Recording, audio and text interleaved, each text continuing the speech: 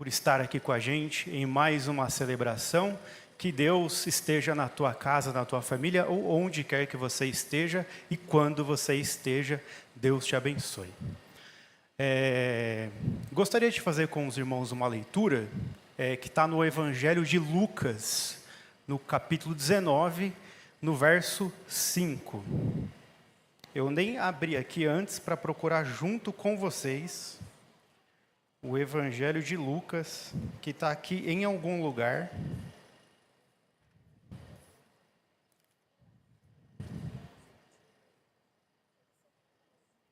Capítulo 19, verso 5.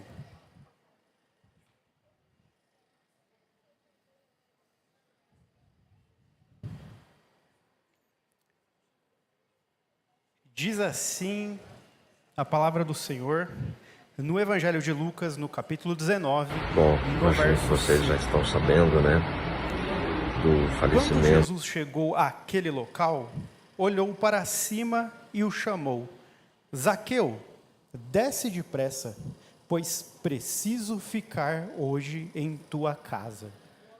Vamos orar? Pai, muito obrigado, Senhor, por esse momento. Muito obrigado por estarmos aqui na tua casa em comunhão, Senhor.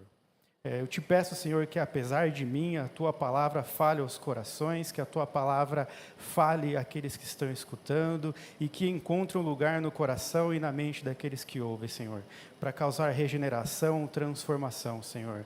Que eu te peço que a tua salvação chegue, Senhor, a todos aqueles que estão ouvindo a sua mensagem, Senhor. Que o Senhor habite na casa de todos aqueles que escutam essa mensagem e que, ao entrar nessas casas, o Senhor faça a mudança, Senhor. O Senhor regenere as pessoas. O Senhor transforme vidas, Senhor, a partir das Escrituras, a partir da exposição da sua palavra, Senhor. Cause transformação e regeneração e a boa nova da salvação na vida de todos aqueles que nos escutam. Em nome de Jesus é o que eu te peço. Amém. Os irmãos podem sentar. Primeiro, né, nós lamentamos aí o falecimento da nossa irmã. Que Deus conforte, que o Espírito Santo console os nossos irmãos nesse momento, que é um momento tão difícil, que é um momento tão complicado, mas que Deus esteja com eles. Amém? Eu, não tem como eu não dizer, eu não sei quem colocou aquela garrafa de café ali na entrada, não sei quem fez o café, mas que Deus te abençoe. Que ato de bondade é esse, né? Que colocou esse café. No outro sábado já estava também? Eu não lembro de ter visto. Deus abençoe essa pessoa, amém? Quando eu cheguei aqui, estava escrito ali: a vida é boa e nova na luz. Falei, não estudei na luz, e agora? O que eu vou fazer? Mas aí eles colocaram errado ali e consertaram, estava perdido. Ia chamar meu pai para pregar, porque eu não ia conseguir. A gente tem conversado, ao longo desse mês, a respeito de a vida pode ser boa e nova. E quando eu estava estudando esse texto de Zaqueu, porque às vezes o pastor Ed ele só dá o tema para a gente busca o texto bíblico. Dessa vez ele deu o tema e deu o texto. Então eu fui estudar o texto. Enquanto eu estava estudando a passagem de Zaqueu, me veio uma pergunta na mente. Do que se trata a Bíblia, efetivamente? O que é as Sagradas Escrituras? Qual o seu tema? Qual o seu propósito? A que ela se propõe? Se alguém chegasse para você no trabalho, na escola, na faculdade, e perguntasse: cara, e essa Bíblia aí? Diz o que aí? Qual que é o tema dessa Bíblia? O que ela tem de relevante para mim? E é uma pergunta muito pertinente. A gente está diante de um livro que tem 66 livros. Uma história que percorre aí, compreende aí mais ou menos 1.500 anos. 40 autores diferentes. Um livro riquíssimo em gênero literário, em narrativas e em histórias. Existem relatos de monarquias, de reinos, de povos. Existe, inclusive, narrativas sobre o Estado, sobre o governo. Mas será que se trata de um livro de política? Existe grande parte dedicada a leis civis, a leis cerimoniais, às leis morais, que regiam e que regravam determinados povos, mas será que a Bíblia é um livro sobre legislação, efetivamente? Existem vários relatos históricos de fatos que aconteceram ao longo da história, de povos, de reinos que cresceram, reinos que acabaram, de nações, de guerras, de conflitos, de monarquia. Há um paralelo entre a história bíblica e a história humana, efetivamente, a história da humanidade. Mas será que, de fato, é um livro de história? Existem também gêneros literários dedicados exclusivamente à poesia, à sabedoria, provérbios. Mas será que é um livro de poesia? De todas as narrativas e de todas as histórias e de todos os gêneros literários que a gente tem na Sagrada Escritura, existe um tema que é o tema central da Bíblia. Existe um tema que é o propósito central e exclusivo da Bíblia. Um tema que ela chama para si a autoridade máxima. Ela trata de responder e de explicar tudo a respeito desse tema exclusivo. É óbvio que a Escritura ela tem voz em todas as esferas da sociedade, em todos os setores. É óbvio que ela tem voz na política, é óbvio que ela tem voz na economia, é óbvio que ela tem voz no contexto familiar e em todas as outras questões, porque é a nossa regra de fé e prática. Então, isso aqui nos norteia em tudo. Mas existe um tema que os estudiosos chamam de metanarrativa, ou seja, a história principal que todas as outras convergem, ou que todas as outras apontam. Uma única história principal, um tema preponderante. E o tema é salvação. Esse é o tema central das Escrituras. O que ela veio fazer foi o quê? Apresentar uma proposta de salvação para a humanidade. O movimento Jesus Cop tem uma Bíblia deles que está escrito assim na capa: esse livro é sobre Jesus. Não poderia ser um título melhor. Porque a salvação, ela se concentra na pessoa de Jesus Cristo. Jesus significa, do Senhor vem a salvação, ou no Senhor é a salvação. E esse tema, a salvação, ela pode ser dividida em 3 pontos principais: criação, queda e redenção. Ou seja, Deus criou tudo bom e perfeito. O homem pecou, isso é a queda, então trouxe toda a maldade e corrupção para o ser humano, e a redenção, que é a salvação proposta na pessoa de Jesus Cristo. Criação, queda e redenção e salvação. Então, esse é o ponto principal das Sagradas Escrituras.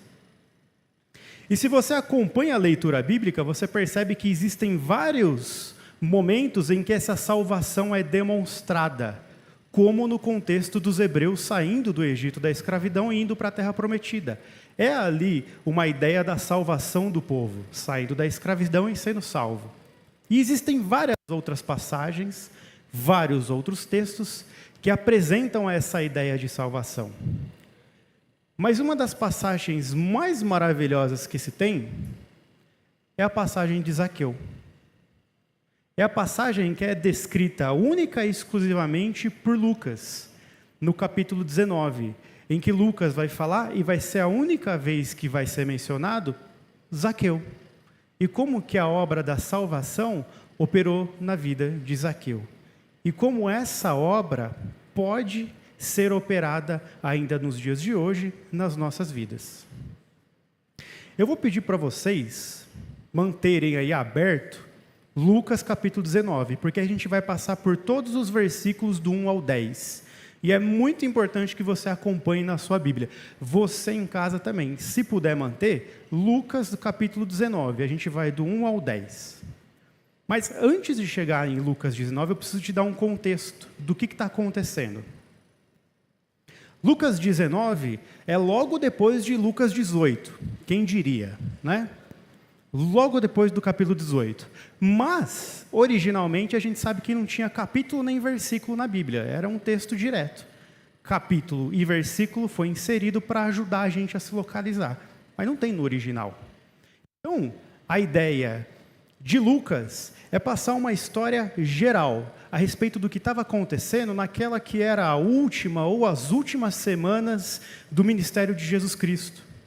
Se você acompanha o capítulo 18, que o Tiago leu inclusive, tem uma passagem lá muito importante, muito emblemática e muito conhecida a respeito do que a gente chama de o jovem rico.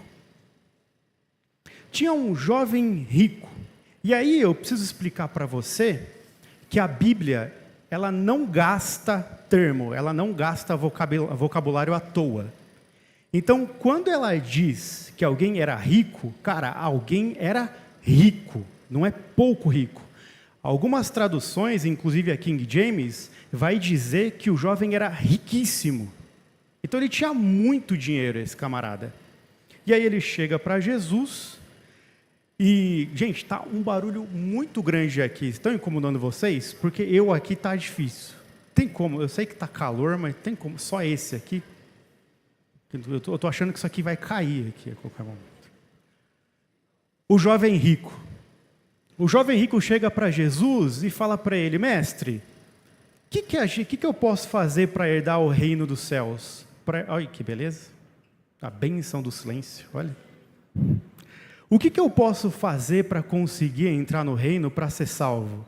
E aí Jesus fala para ele: cara, você precisa seguir os mandamentos. Esse relato acontece em Mateus, em Marcos e em Lucas. Algumas das passagens diz que Jesus até citou alguns dos mandamentos. Cara, você sabe, não adulterar, não matar, você sabe o que precisa fazer. E o jovem rico diz: cara, isso aí, desde a minha infância, isso aí não tem um erro, nada que você possa me apontar. E aí Jesus fala para ele: então, te falta uma coisa. Vende tudo o que você tem e dá aos pobres. Ele era muito rico, muito rico. E como eu disse, quando a Bíblia diz rico, era rico de verdade. É igual quando a Bíblia fala que Sara era muito bonita, era linda. Quando diz isso é porque era linda mesmo. Tanto que os comentaristas, ao comentar essa passagem, eles colocam a foto da Patrícia, para você ter ideia do padrão de beleza que era. Quando fala linda, é isso daqui, para vocês terem ideia. Todos os comentaristas colocam a foto da Patrícia, eles pediram e a gente deixou, vamos quebrar essa. E aí Jesus fala para ele: cara, você precisa se dispor de tudo, vender tudo e dar aos pobres.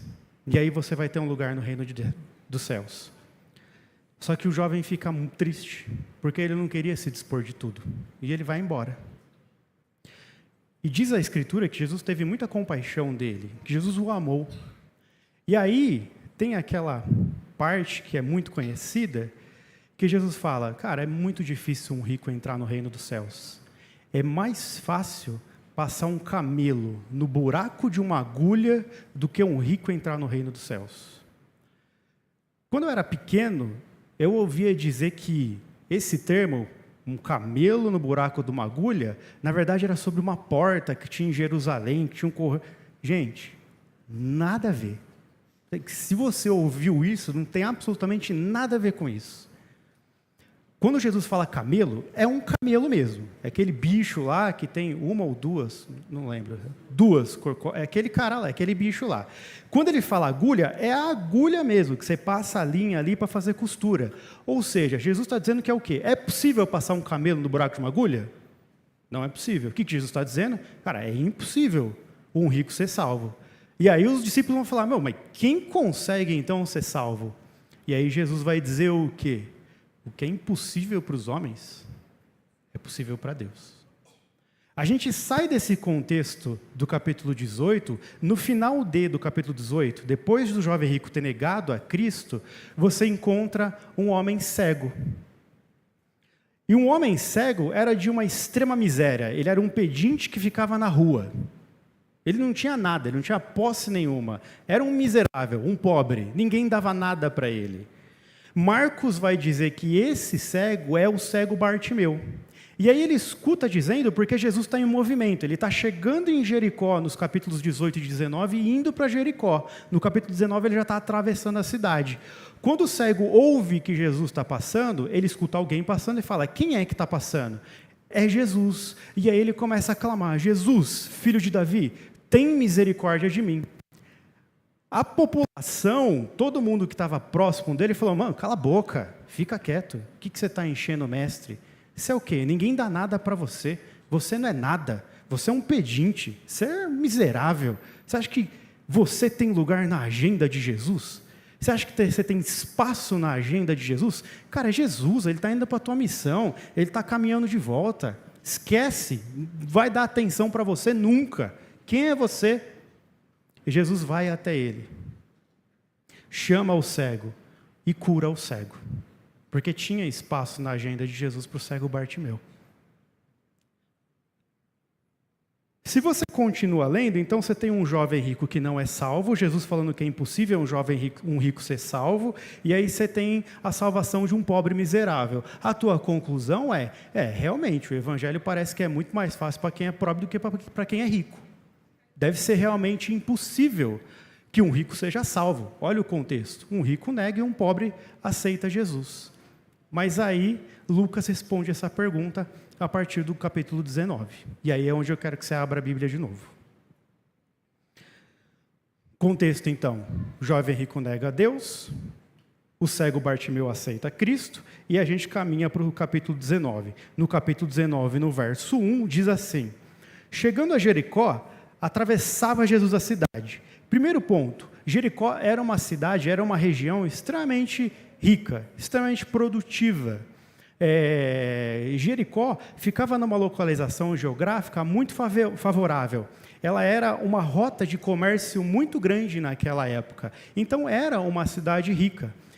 Dizem que Herodes, inclusive, construiu uma casa de inverno lá, porque era uma região muito quente, então Herodes ia até a casa de inverno que ficava em Jericó. Era uma cidade rica, era uma cidade quente, era uma cidade que exportava muita coisa, e era uma rota comercial. Então os comerciantes passavam por Jericó para passar produtos para venda, para comercialização, e parte disso tudo enriquecia a cidade. Então Jericó era uma cidade muito boa, muito próspera, e uma rota comercial muito grande. Isso não é só informação, faz parte do texto, é importante que você entenda isso.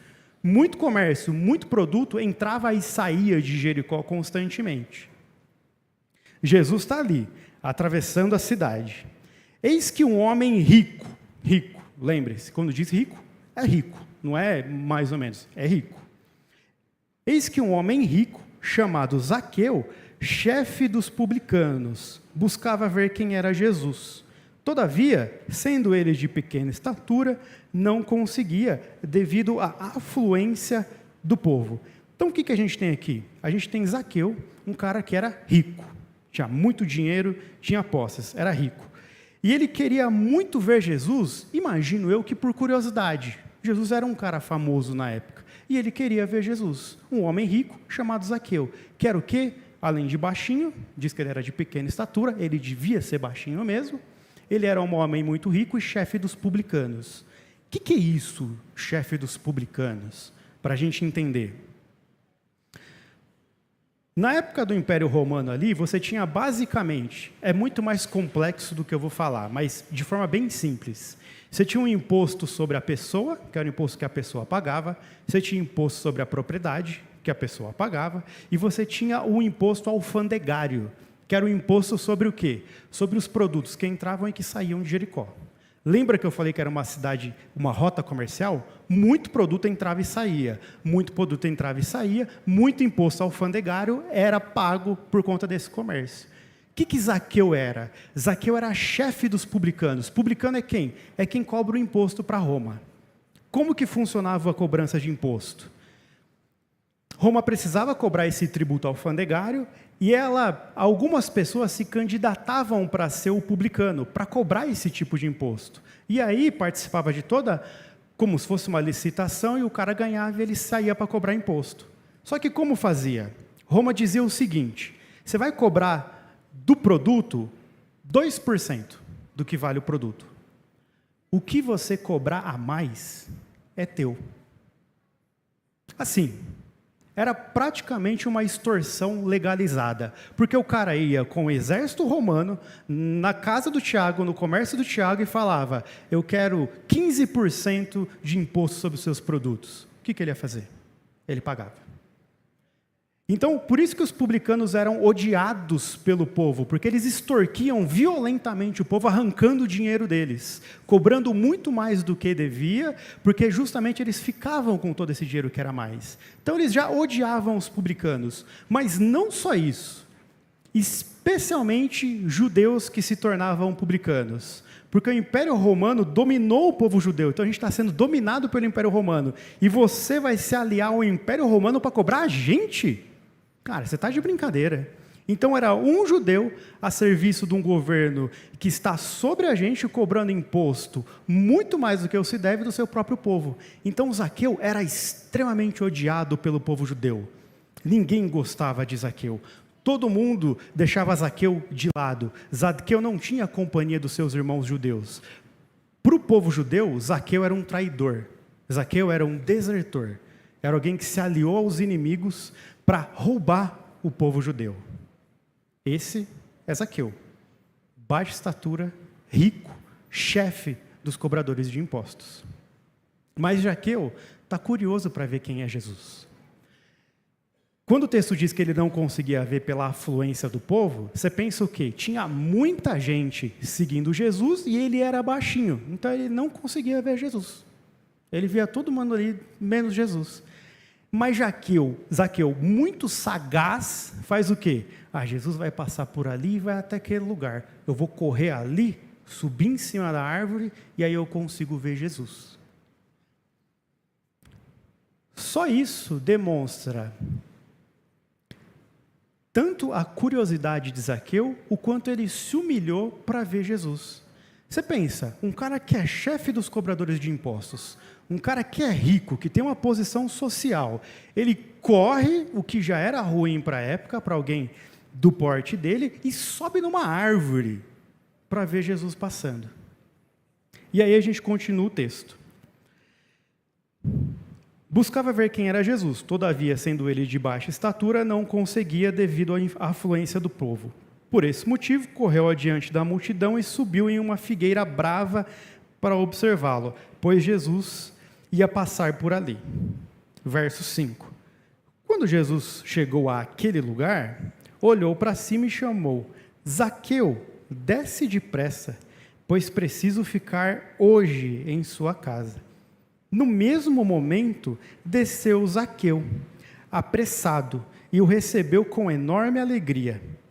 Todos, em meio à multidão, que presenciaram o que se passou, começaram a murmurar: ele entrou na casa daquele pecador e vai hospedar-se lá? Então você tem o quê? Você tem um cara rico, que tem uma má fama extrema, e muito possivelmente com razão, porque muito possivelmente Zaqueu extorquia o povo. Aí você tem Jesus passando debaixo da árvore, olhando para Zaqueu e falando: Zaqueu, desce, que hoje eu preciso ficar na tua casa. Na hora, você vê que em alguns textos os religiosos falam mal de Jesus, uma pessoa fala mal de Jesus. Nesse contexto, o texto diz que todo o povo falou mal de Jesus. O povo chegou e falou: olha lá Jesus, entrando na casa daquele pecador. E não é só isso não, hein? Vai se hospedar lá na casa daquele pecador. Olha isso aí. Começaram a falar mal de Jesus porque ele ia se encontrar com um pecador. Na sequência, verso 8. Então Zaqueu tomou a palavra e comunicou a Jesus: eis aqui a metade dos meus bens, Senhor, que estou doando aos pobres. E se alguém extorquir alguma coisa, devolverei 4 vezes mais. Diante disso, ou seja, dessa declaração de Zaqueu, Jesus declarou: hoje houve salvação nesta casa, pois este homem também é filho de Abraão. Porquanto o Filho do Homem veio buscar e salvar o que estava perdido. Zaqueu, corrupto, extorquia a população, roubava a população. Para a população, Zaqueu não prestava. Para a população, Jesus não deveria dar ouvidos para Zaqueu. não deveria nunca entrar na casa de Zaqueu. Assim como a população foi contra Zaqueu, foi contra o cego Bartimeu. A população, o povo, achava que sabia para quem Jesus deveria dar atenção. Achava que sabia quem poderia receber Jesus ou não. E vou te dizer, talvez a população realmente estivesse certa sobre Zaqueu. Talvez eles realmente conhecessem Zaqueu, soubessem da fama de Zaqueu, o que ele fez, quem ele era, o que ele roubou, o que ele extorquiu, como ele fez a sua fortuna. Talvez eles conhecessem realmente Zaqueu. Só que eles não conheciam o Deus que Jesus estava revelando. Eles não tinham ideia do Pai que Cristo veio revelar. Eles sabiam talvez dos propósitos de Zaqueu, mas eles não sabiam do propósito de Cristo. Eles sabiam talvez da agenda de Zaqueu, mas não sabiam da agenda de Jesus. Quando diz aqui que Jesus entrou na casa de Zaqueu, a casa de Zaqueu, entenda, é a alma de Zaqueu. Jesus encontra um lugar, se autoconvida para entrar na alma de Zaqueu, porque o problema residia lá. Toda a população achou que ele não deveria, que não era conveniente Jesus entrar lá. Mas para Jesus, era extremamente conveniente estar na casa de Zaqueu. Para Jesus, era necessário estar na casa de Zaqueu.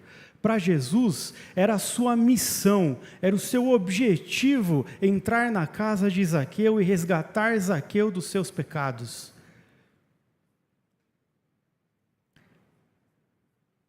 A casa de Zaqueu, a alma de Zaqueu, deveria ser uma bagunça, deveria ser uma baderna. Ele era aquele que amava a si mesmo acima de todas as outras pessoas. Ele é capaz de acabar com a vida das pessoas para o seu bem próprio. Ele era capaz de roubar as pessoas para satisfação própria. Ele era capaz de lesar os seus próprios irmãos em prol do seu próprio bem-estar, da sua própria riqueza. Mas Jesus sabia da sua missão. Jesus sabia que o Filho do Homem veio salvar o perdido. Veio buscar e salvar o perdido onde quer que ele esteja. Não importa a bagunça, a desordem que esteja na alma de cada um, a bagunça que esteja na casa de cada um. Jesus veio justamente buscar e salvar aquele que havia perdido. E é o que Jesus faz com Zaqueu.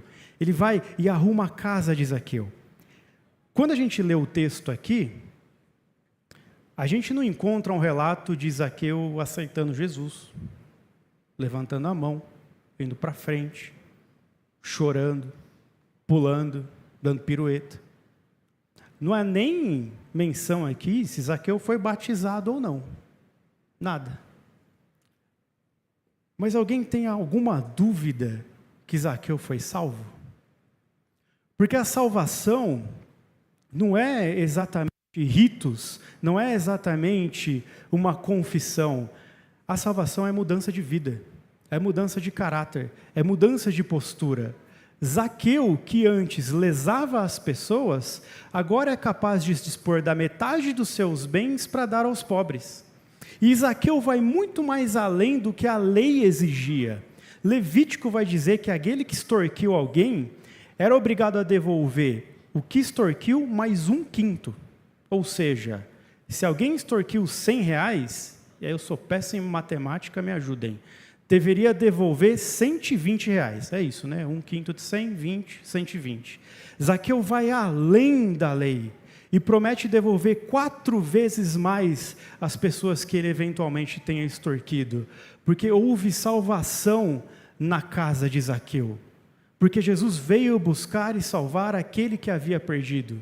Jesus responde à pergunta que ficou lá atrás com o jovem rico: é possível um rico ser salvo? É, através de Jesus Cristo, porque Jesus veio buscar e salvar aquele que havia perdido.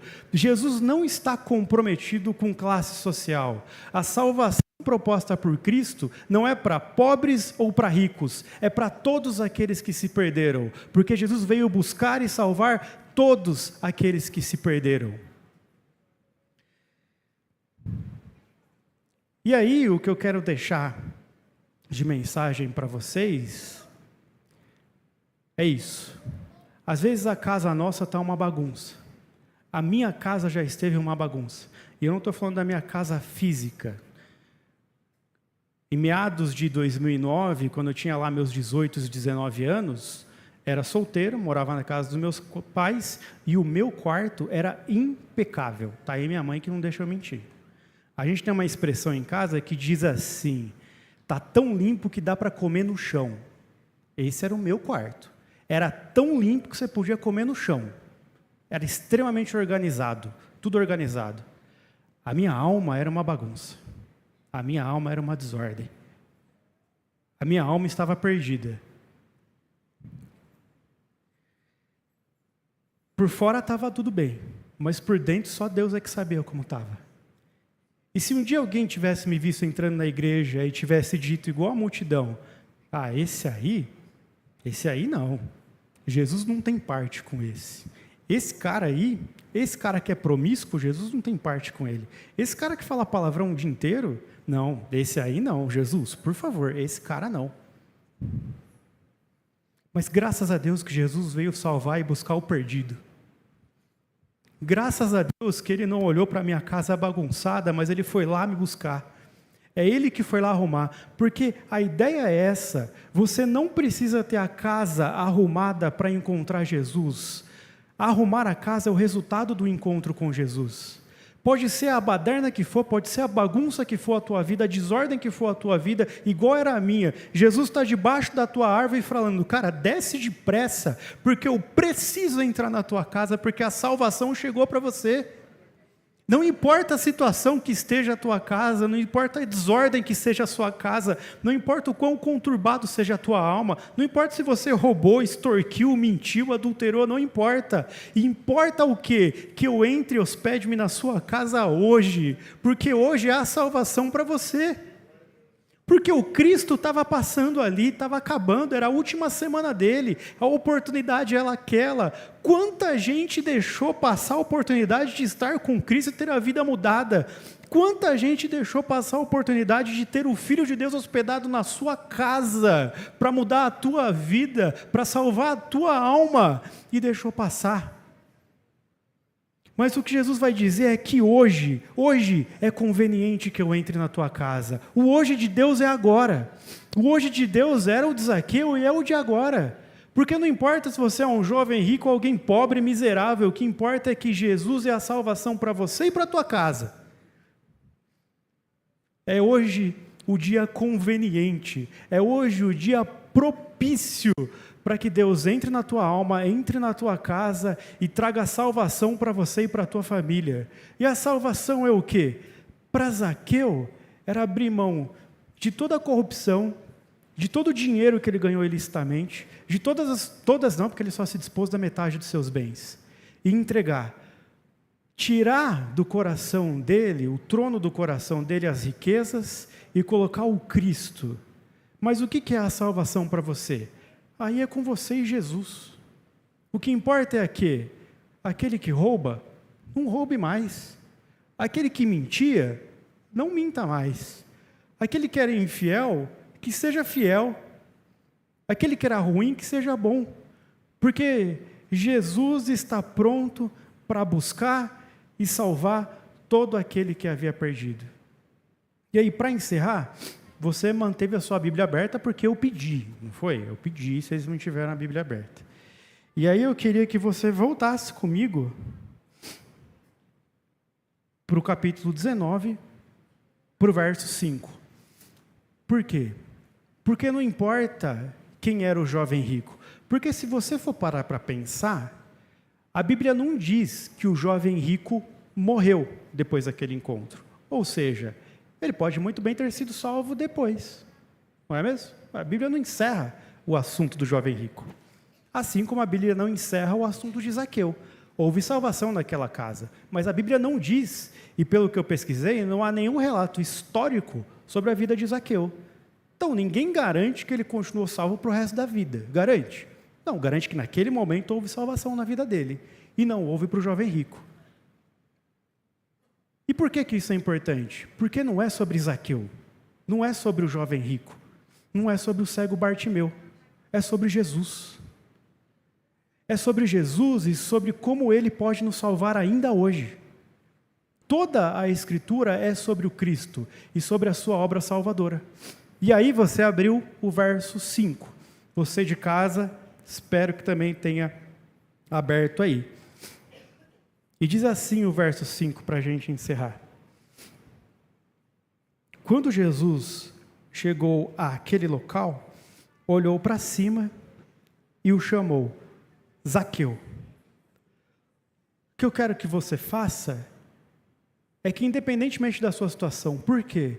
Porque às vezes você fala, cara, mas eu já aceitei a Jesus, minha casa já está arrumada. Cara, mas às vezes, quando você entra, a cozinha está arrumada, a sala está arrumada, às vezes o quarto não. Às vezes o banheiro está uma bagunça. Às vezes tem aquele guarda-roupa que se abrir a porta cai tudo. Só Deus é que sabe qual é o cômodo da tua casa que precisa ainda de salvação. É só Deus é que sabe. Qual é aquele cômodo que você ainda mantém com aquela bagunça que só você sabe que tem?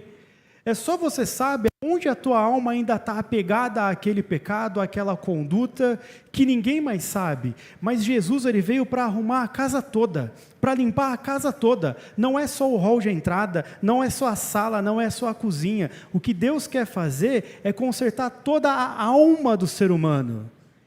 Então, aonde as pessoas ainda não conseguem ver, Deus vê.